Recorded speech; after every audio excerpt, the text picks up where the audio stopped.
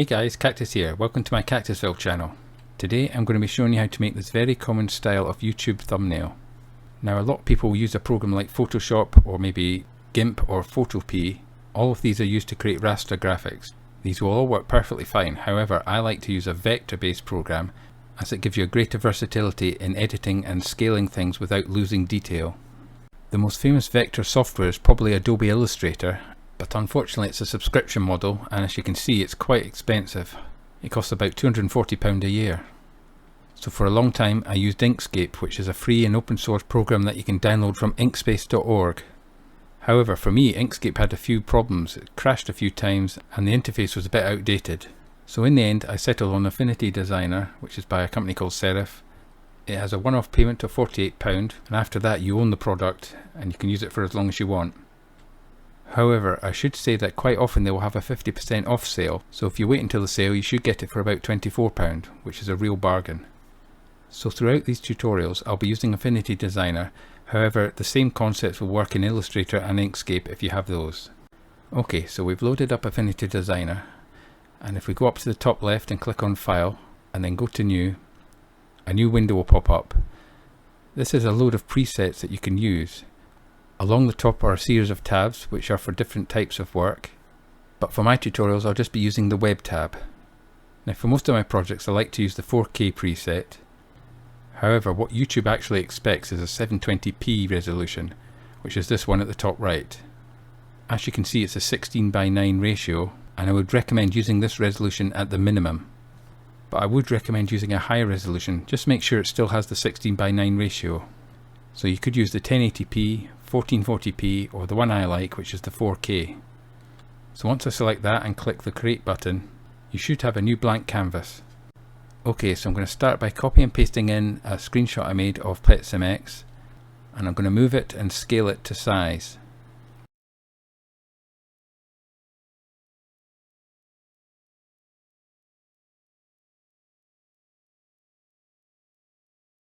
And I'll position it just here. And if you look over to the right, a new layer has been added. This layer holds the image. Next I'm going to do the same thing, bring in another image and scale it to size and position it where I want it. At this point this image is obscuring the previous image, but don't worry about that, we'll sort that in a minute.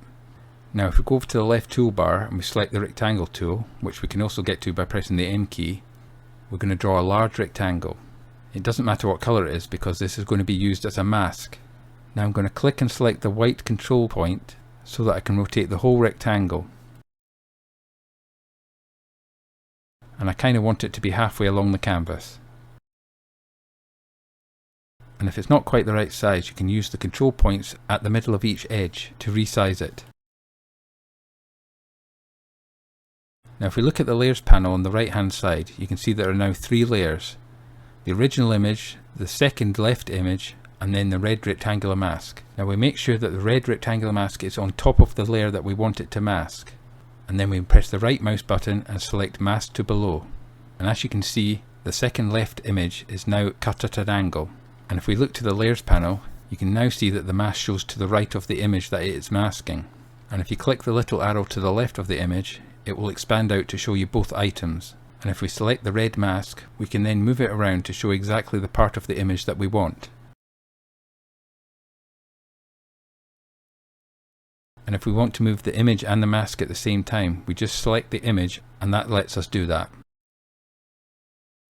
Okay, now that we have both images and there's a nice slanted cut between them, what we now want to do is visually differentiate between them.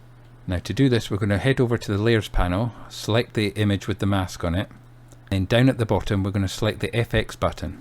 A new layer effects window should pop up. Now what I'm going to do is I'm going to hit the checkbox next to the outline, and then I'm going to select the outline button. The panel should change to show all the properties that we can change for the outline.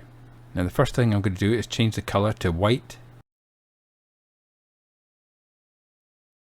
And then if I move the panel out the way so you can see, I'm going to change the radius. And I'm going to just change this until it looks about right.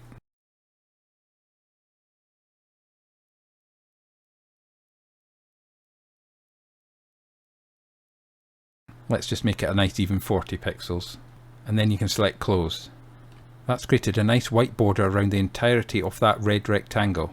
Now you can't see the other three sides because they're outside of the canvas, but they are there. If you can see some of the other ones, you can just expand the size of the rectangle. Okay, the next thing I want to do is to add some text to the image. So let's go over here to the left control panel and select the frame text tool, or you can do that by pressing the T button. Now create a rectangle by clicking and dragging. Now if you move your mouse over that rectangle, the cursor should change to this I-beam cursor. Just left click your mouse button and then start typing the words that you want. Here I'm just going to put the word noob in capitals. Now I'm just going to go up here to the top control panel and I'm going to use the drop down to select a larger font size. Now I'm going to select a different font from up here in the top left.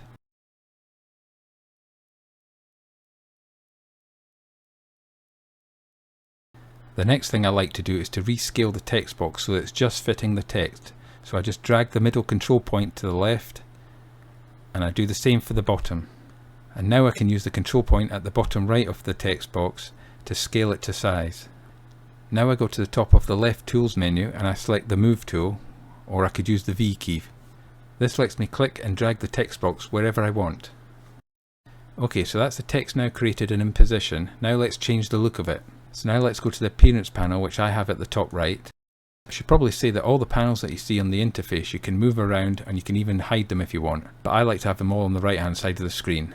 So most items will have a stroke and a fill colour. The first thing I'm going to change is the fill colour, so I'll click the circle and a drop down panel should appear. Now for this project I want a gradient, so I'll click the gradient tab. Now I have a simple gradient from white to black. However, I want different colours, so I'll select the white dot and then I'll select the colour and change it to whatever I want. And then I can select the second control point on the gradient and change the colour again. Now you should see the text has that gradient now from left to right. However, that's not what I want. I want it to go from top to bottom. So what I'm going to do is I'm going to make sure I've selected the text and then I'm going to go to the left control panel and select the fill tool, or you can press the G key. Now when you click that you can see a gradient control bar pop up. You can see that on the left is the pink colour and on the right is the purple colour. So all I have to do now is click and drag the purple colour to the bottom of the text and then click and drag the pink one to the top. And that's the gradient as I wanted it. Okay, the text's looking better now, but it's still not popping out of the picture. So I'm going to go over to the appearance panel again, and this time I'm going to click on the 0 PT for the stroke. This allows me to change the width of the stroke. I think I'll pick 15 for this. So now the text has a black outline. However, I want an additional white outline around the entire text. So we're going to go over to the layers panel, make sure I've selected the text and go down and click the FX button like we did before. Here I'm going to yet again select the outline, change the colour to white and change the radius. And as you can see we now have a white outline around the entire text. Now there's one more thing we can do to really make it pop out. So we'll go back to the FX panel and as well as the outline we're going to check the outer shadow. Now I've played around with the look of this, and for this project I think a radius of 35, an offset of 24, an intensity of 35 looks pretty good. And as you can now see the text looks like it's kind of hovering over the image. Okay, now that we've set up one text panel I want to create a duplicate of this so I can create the Pro text. So if you hold down the Alt key while you click and drag the text panel, you'll create a duplicate, and if we click and drag it around, the program will automatically show alignment lines to help make sure you get it in the right position. Now all I have to do is double click the text, delete what's there and type in the new word, making sure it's in capitals as well. Now as you can see, because this word has less letters, it is aligned to the left and it doesn't quite look in the right position. So I'm just going to resize the text box as before and then move it to the right a bit. Now I want to change the colour of the gradient for this, so I'll just go up to the appearance panel again and just edit the existing colour values.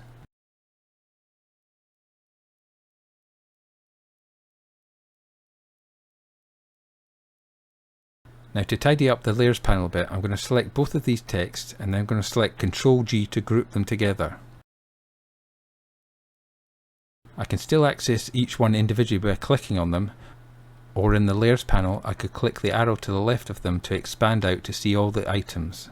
I should say at this point that you can select the group and then click on the FX panel to make additional alterations to everything within that group at the same time. I don't need it for this project, but it's handy to know that you can do that. Okay, now that we've created all the text, let's create that famous red YouTube arrow. So let's go to the left tool panel and select the arrow tool. Now let's just click and drag out an arrow to about the size that we want. Now as you can see, it's got an arrow at both ends, so we can change that by going up to the top tool panel and changing the left arrow to none. So now with the arrow selected, I'm going to go over to the appearance panel and I'm going to change the size of the stroke. Once again, I'm going to select the arrow and go to the FX panel and give it a white outline. And just like with the text, I'm going to also give it an outer shadow. Now I'm going to slightly rotate it to the right. Now this is looking pretty good at the moment, but I actually want the arrow to be curved. So what I'm going to do is select the arrow, right click on it, and then go down to convert to curves. Now I'm going to go back to the left toolbar and I'm going to select the node tool, or I could press the A key. Now the arrow should change to show all the nodes that make up the arrow. I can select each node just by clicking on them, or several by holding down the shift key. Hover my cursor over the middle of one of the lines, I can then click and drag it up to make it curved. So let's just move these two so they look about right. However, now the arrowhead looks a bit out of place, so I'm just going to move points around to make it look right. Now if I hold down the control key and use my scroll wheel, I can zoom in and out. I can also pan the canvas by holding down the mouse scroll wheel button.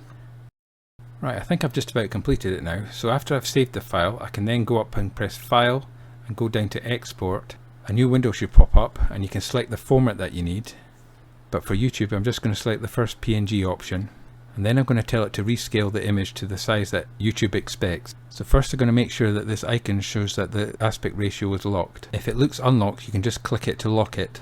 Now I need to change it to 720p, so I just have to change this value on the right hand side. The value on the left should automatically change because we've locked the ratio. Now I just have to select the export button and save it to the desired location on my hard drive.